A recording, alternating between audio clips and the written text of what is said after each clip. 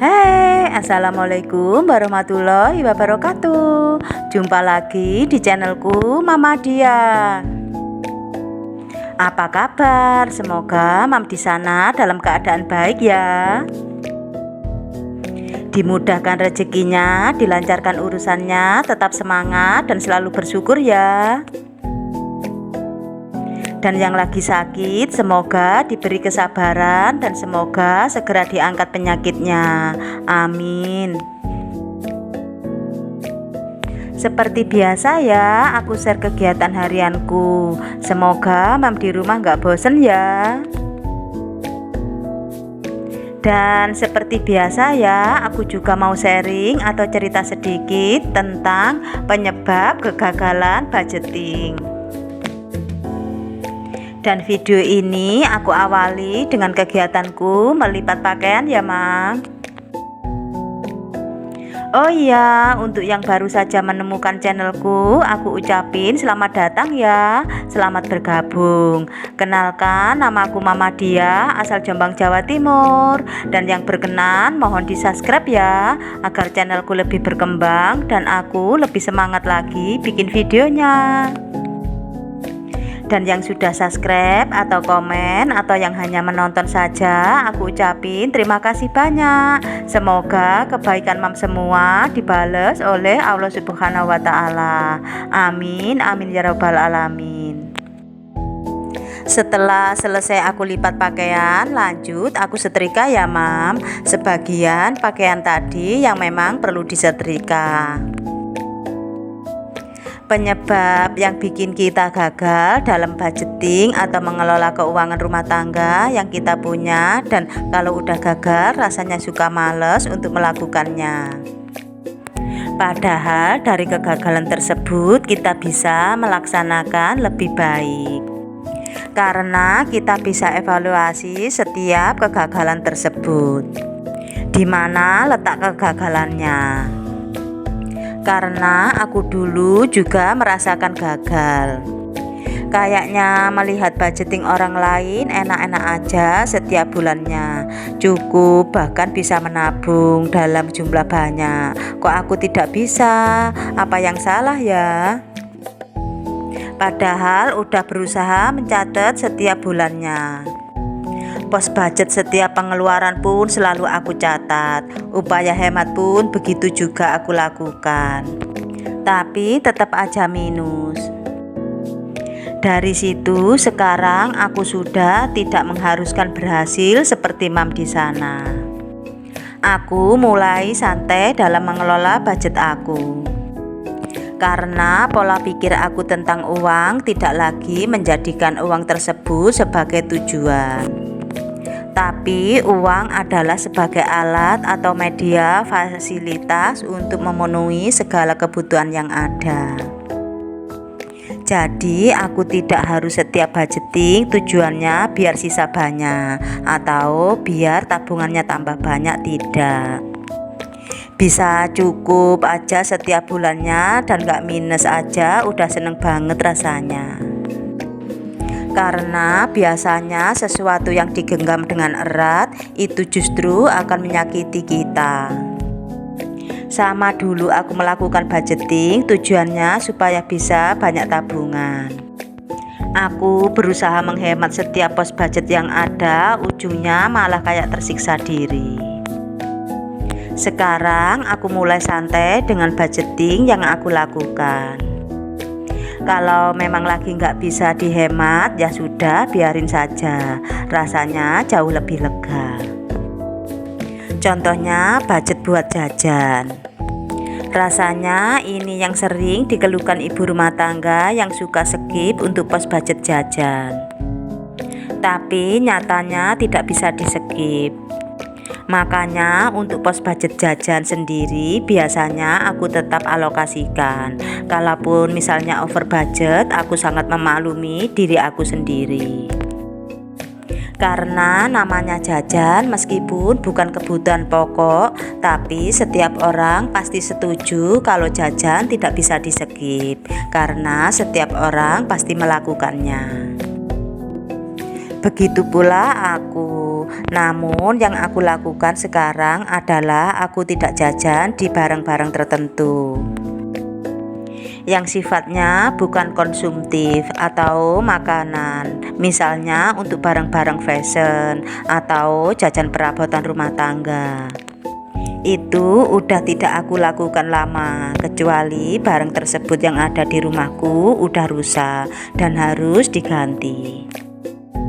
Jadi kunci utama supaya budgeting kita berhasil adalah kalau kita gagal ya gak apa-apa, karena gagal adalah proses dari keberhasilan. Kalau gagal ya kita evaluasi lalu mulai lagi.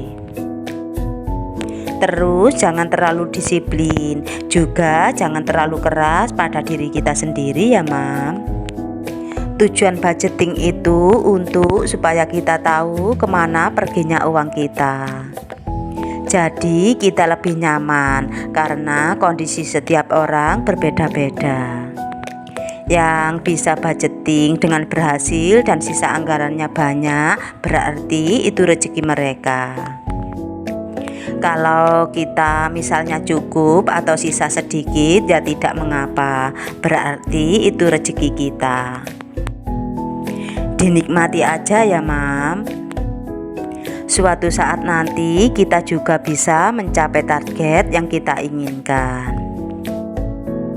Penyebab kegagalan budgeting yang kedua adalah karena kita sudah terlanjur menyerah di awal gagal itu menghampiri kita.